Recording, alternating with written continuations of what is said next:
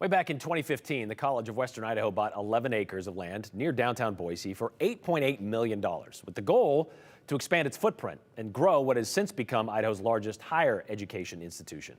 But for years, well, that lot has remained pretty empty, vacant. An empty lot now has overgrown weeds, used as overflow parking for Quinn's Pond, stuff like that. But not for much longer. Here's Katya Stepovic. For 7 years now, this plot of land has looked, well, the same.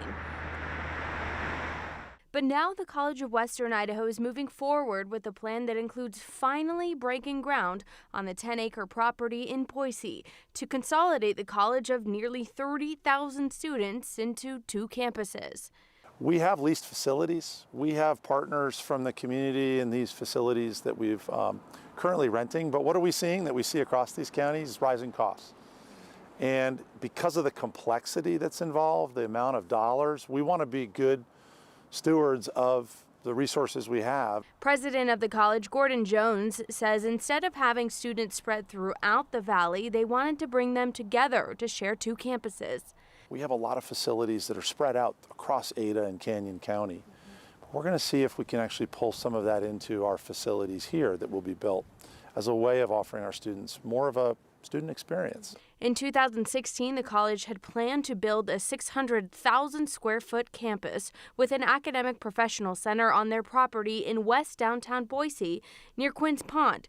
But a $180 million bond put before voters in Ada and Canyon counties failed by less than 200 votes. We had a facilities levy campaign in 2018.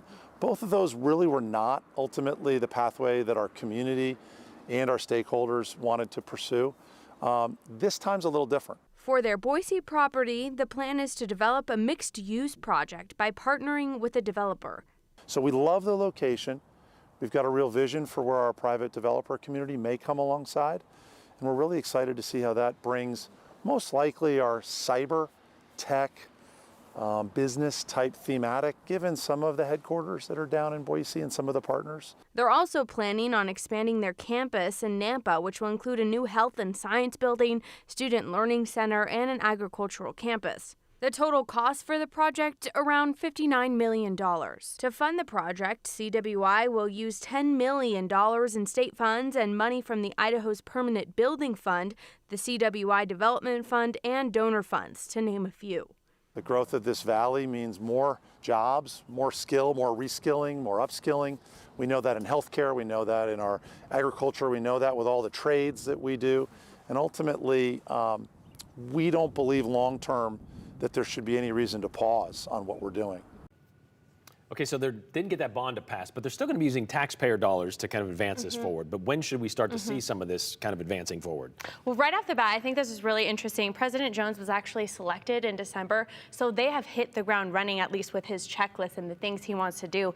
They still need about $44 million in funding, so they're not even close to being there.